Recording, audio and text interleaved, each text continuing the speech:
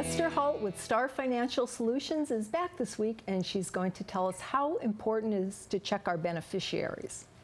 So it's the end of the year. Oh my gosh. Almost, yeah. Almost the end of the year. Close. And I don't know when the last time was I checked my beneficiaries. So there you go. Yeah, there you go. So who should you have listed, number one, as your beneficiaries? You can have anyone you want anyone listed. You want anyone listed. You want. Okay, this is for viewers' information. Yeah. I do have them. I just haven't checked them lately. So how often should you do this? Okay, so the rule of thumb is every 3 to 5 years. But it's not a bad idea, and I tell people at the end of the year, think about what's gone on in your life. So has anyone gotten married? Like if your kids have gotten married, has anyone gotten divorced? Have you gotten divorced? Have there been new grandchildren? Has any of the grandchildren maybe gotten above the age of 21, and that may change things. And if any of these things have happened, if you know, it's a good time to just check everything, make sure everything is the way you want it to be. Okay, now when you say check everything, what kind of documents should people be checking? Okay, so the accounts that need beneficiaries, so you have your IRAs, 401ks, 403bs, all of that. Annuities, life insurance, of course you have your will, a trust, all these documents, and TOD accounts. TOD accounts, okay. What are TOD accounts? I got you again, didn't I? You got me on that one, okay. So TOD accounts is transfer on death. And that is what you use if you have an individual or a joint account that is not tax qualified like an IRA. So in other words, everyone knows about, you know, regular accounts would go through a will and then you got to go through probate.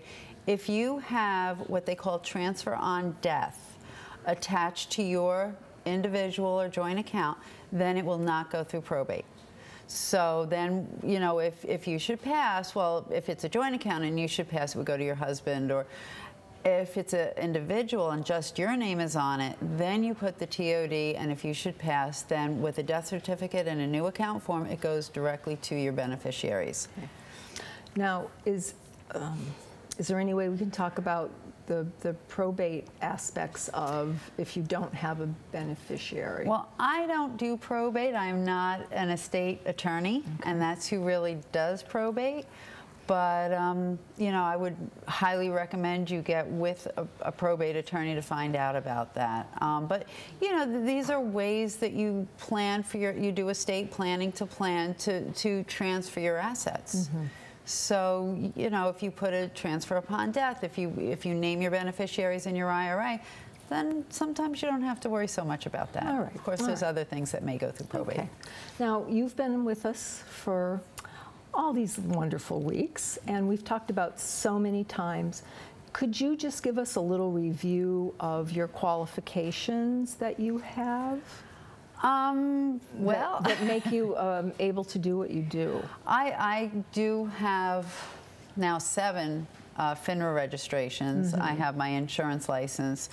I have practiced in many states and can pretty much with, you know, licensing can be licensed in all the states.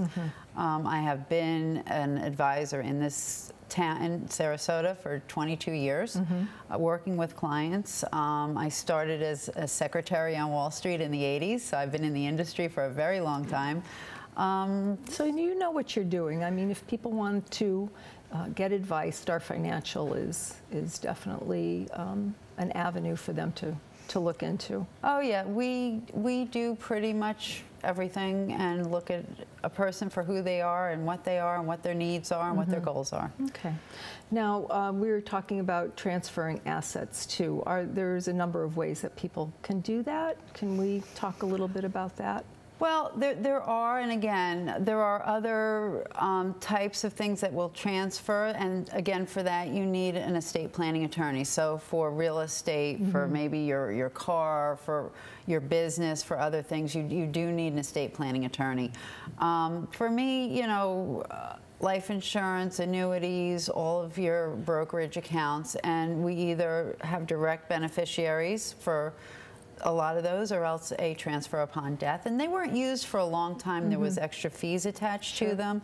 Now, most brokerage firms and banks don't charge those extra fees. So it makes more sense to do it. Okay.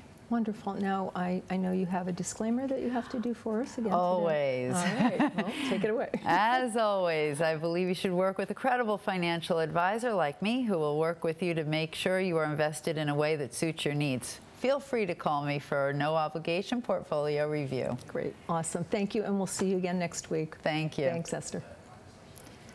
Thank you for joining us on Aging Gracefully on Suncoast FYI. To find more tips from local experts, you can view previous episodes and complete seasons at snntv.com under Programming. We'll be back next Saturday and Sunday at 7 p.m. with more tips on how you can live a happier and healthy life. Until then, have a wonderful week.